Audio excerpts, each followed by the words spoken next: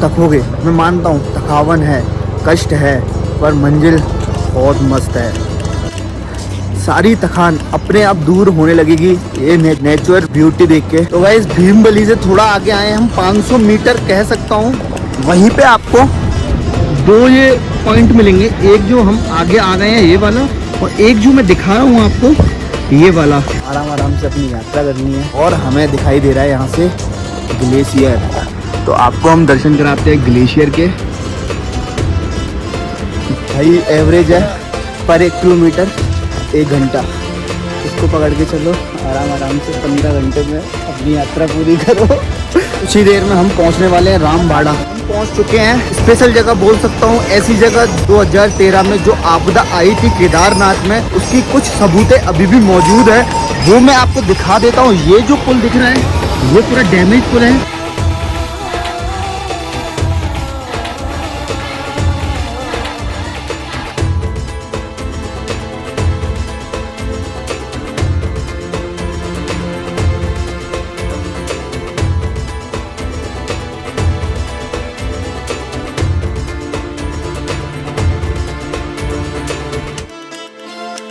तो आपका स्वागत है उत्तराखंड देवभूमि गौरीकुंड से। तो मेरा नाम सागर जोशी, आप देख रहे हो सागर जोशी के साथ। आज हम यात्रा करेंगे गौरीकुंड से केदारनाथ ट्रैक पूरा। इसमें आपको हम सारी जानकारी देने की कोशिश करेंगे। आपको हम बताएंगे कि आपको क्या क्या मुसीबतें, क्या क्या परेशानी आ सकती है ट्रैक में, और आपके पास कितना सामान होना चाहिए, और ऊपर रुकने की क्या व्यवस्था है। जो हालत गौरीकुंड की है, क्या वही हालत ऊपर भवन या फिर केदारनाथ मंदिर के आसपास की है। सारी जानकारी इसी ब्लॉग में मिलेगी। और कितने किलोमीटर की चढ़ाई है, कितना टाइम लगता है, और मौसम कैसा रहता है यहाँ का, वो सारी जानकारी इसी ब्लॉग में मिलेंगी। तो आपको हिलना नहीं है, इसी ब्लॉग को देखना है, पूरा देखना है। आप देख सकते हो अभी हम गौरीकुंड से चेक पोस्ट से बाहर की तरफ निकल रहे हैं और अपनी यात्रा को प्रारंभ कर रहे हैं। ऊपर ऊपर ये रेट है।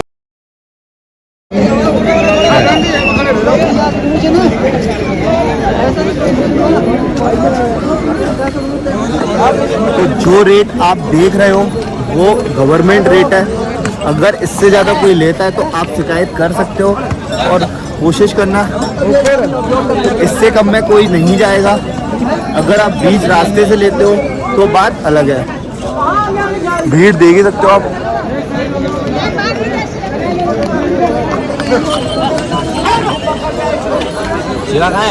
ऑफिशियल वो जगह, आखिर वही जगह आ गए जहाँ से यात्रा होती है शुरू। बहुत स्टीप चढ़ाई है। ये जो गेट है यहाँ से यात्रा हो जाती है शुरू। 15.5 किलोमीटर का बोर्ड लगा है। आगे जानकारी हम आपको देते रहेंगे। बहुत स्टीप चढ़ाई है भाई।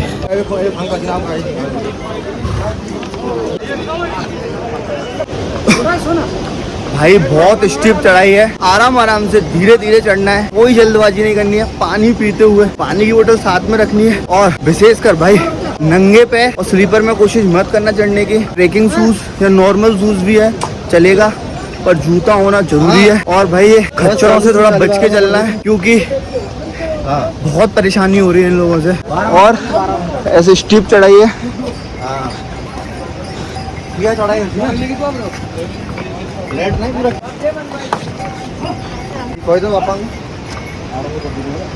तो अभी हम 500 मीटर आगे आए हैं, सिर्फ जो चेक पॉइंट था वहाँ से। अब यहाँ से बताया जा रहा है कि 3 किलोमीटर आगे जंगल चट्टी करके जगह है, वहाँ पहुँचते हैं। दिखाते हैं वहाँ कितनी देर में पहुँचते हैं। अभी जो टाइम हो रहा है 7:15 हो रही है। हमने 6:30 बजे अपनी चढ़ाई शुरू की थी। मेरी सांस इतनी फूल रही है कि बता नहीं सकता। और यहाँ आने से पहले आप डेली रनिंग करना शुरू कर दें, हफ्ते भर 15 दिन पहले से, जिससे कि तुम्हें आदत हो जाए कि कैसे तुम्हारे पैर जो है खुल जाएं, जिससे कि आप आसानी से चल सको।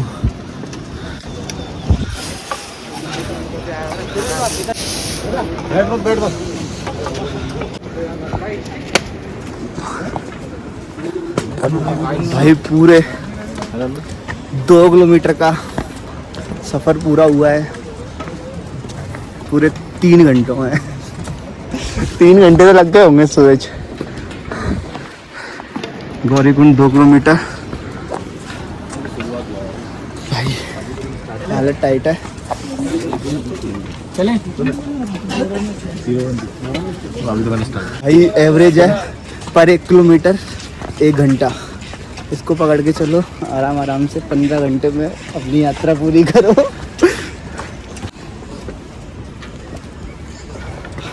हाइपर नहीं होना है, पानी पीते हुए आराम आराम से अपनी यात्रा करनी है और ब्रेक लेते हुए बेबी स्टेप चलते रहो। ज़्यादा रुकना भी नहीं है, रुक जाओगे तो फिर तुम रुक ही जाओगे। अपना धीरे धीरे यात्रा को आगे बढ़ाते जाओ, आगे बढ़ाते जाओ। और लगे बारिश वगैरह आने वाली है तो रुक जाओ, रेन शेल्टर बोल सकते हैं, इनमें रुक के बच सकते हो। और विदाउट रेन कोट के नहीं आना है और विदाउट सेफ्टी शूज़ या ट्रेकिंग शूज़ के नहीं आना है। रास्ता देते हुए चलना है भाई। तो गाइज हम पहुंच चुके हैं भीम। रेस्ट कर लिया है, थोड़ा नाश्ता लेके आए थे, नमकीन बिस्किट वेफर्स खा ली है, स्टिंग दबा के पी लिया, ग्लूकोज पी लिया है। और हमें दिखाई दे रहा है यहाँ से ग्लेशियर। तो आपको हम दर्शन कराते हैं ग्लेशियर के। देख ही सकते हो सारी थकान अपने आप दूर होने लगेगी नेचुरल ब्यूटी देख के। आप बिल्कुल बोल सकता हूँ कि आपको बिल्कुल मजा आने वाला है यात्रा के दौरान। नेचुरलिटी देख के आप बिल्कुल मन आपका प्रसन्न होता रहेगा। बार बार आप थकोगे, मैं मानता हूँ थकावन है, कष्ट है, पर मंजिल बहुत मस्त है, ये याद रखना। और आपको एक चीज़ का और मैं बता देता हूँ कि आप बिल्कुल स्लो स्लो चलते रहना है, आपको रुकना नहीं है। जितना आप रुकोगे उतना आप थकोगे, ये यहाँ का नियम है। और देख ही सकते हो ग्लेशियर यहाँ से दिखाई दे रहा है ना। ये मैं आपको शब्दों द्वारा इस जगह के बारे में नहीं बता सकता, वो आप आके ही फील कर सकते हो। यहाँ से ही हमें इतनी सुंदरता दिखने को मिल रही है, चारों तरफ ग्रीनरी ग्रीनरी, जहाँ तक आपकी नज़र जाएगी वहाँ तक आपको ग्रीनरी ग्रीनरी दिखाई देगी।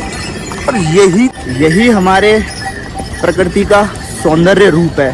पर आपको मुझे बताते हुए बहुत दुख हो रहा है कि हम ऐसे गंदगी फैलाते हैं ना, ये प्लास्टिक वगैरह, और इस प्रकृति को नष्ट कर रहे हैं ना, वो हम एक चीज़ खो रहे हैं। अगर ये प्रकृति ने हमारे साथ मजाक किया ना तो सारे मजाक साइड हो जाते हैं। तो इसलिए प्रकृति के साथ खुशी के साथ रहिए, उसको आगे बढ़ाने की कोशिश कीजिए, पेड़ पौधे लगाने की कोशिश कीजिए। और आप पहाड़ पे आइए तो सफाई का ध्यान रखिए, कहीं पे बोतल वोटल नहीं फेंकिए। ये छोटी छोटी चीज़ें ना हम 1 2 4 10 लोग मिलके ही कर सकते हैं। आपको दिखे तो आप पॉलीथीन में उठा के रख सकते हो, पॉलीथीन वगैरह अपने पास, और नीचे जाके डस्टबिन में फेंक सकते हो।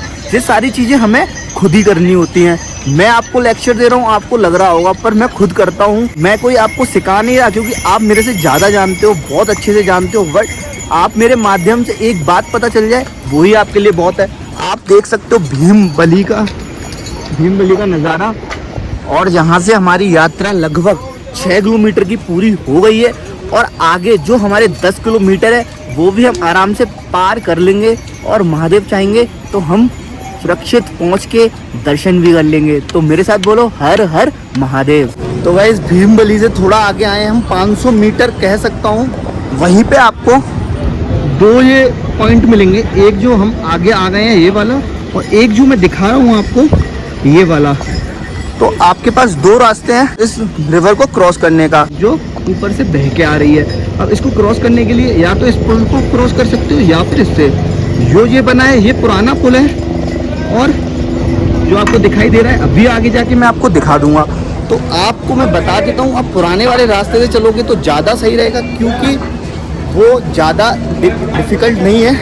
500 मीटर का फ़र्क है, ज़्यादा फ़र्क नहीं है, पर उसमें आपको ज़्यादा चलना पड़ेगा। तो ये एक जानकारी थी जो मैंने आपको दे दी। आप आओ यात्रा पे तो इस चीज़ का विशेष ध्यान रखना।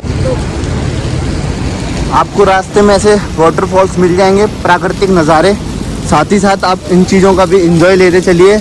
अगर और आप इसका पानी पी सकते हो, जो पीने लायक जल है ये।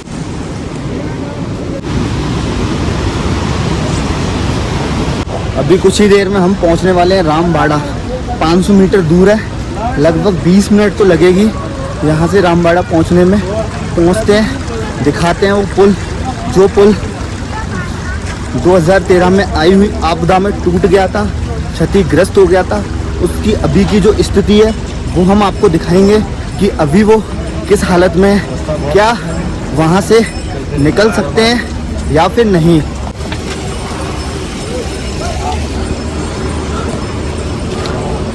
तो गाइज हम पहुँच चुके हैं, बहुत स्पेशल जगह बोल सकता हूँ, ऐसी जगह 2013 की यादगार में आज भी उसे देख के हमें याद आ जाता है 2013 में जो आपदा आई थी केदारनाथ में, उसकी कुछ सबूतें अभी भी मौजूद है, वो मैं आपको दिखा देता हूँ। ये जो पुल दिख रहा है ये पूरा डैमेज पुल है, इसको अभी थोड़ा सही कर दिया गया है। ये पूरा टूटा हुआ पुल था जो, और इस पे अभी सिर्फ 24 लोग एक साथ जा सकते हैं।